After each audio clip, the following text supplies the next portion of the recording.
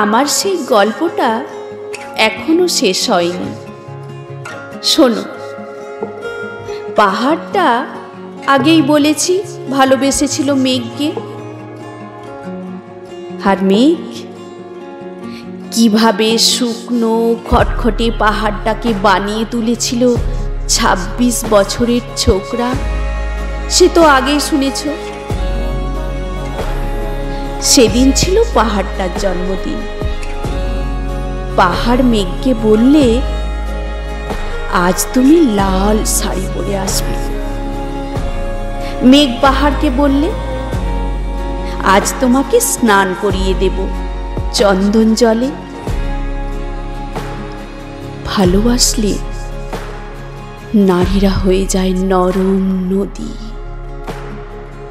পুরুষেরা জ্বলন্ত কাঠ।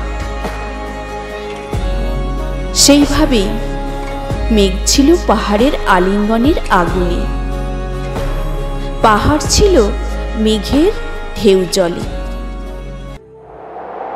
হঠাৎ আকাশ জুড়ে বেজে উঠল ঝড়ের জগজম্ব। ঝাঁকড়া চুল উড়িয়ে ছিনতাইয়ের ভঙ্গিতে ছুটে এলো এক ঝাঁক হাওয়া। মেঘের আঁচলে টান মেরে বললে, ওঠ ছুরি, তোর বিয়ে। এখনো শেষ হয়নি গল্পটা। বজ্রের সঙ্গে মেঘের বিয়েটা হয়ে গেল ঠিকই,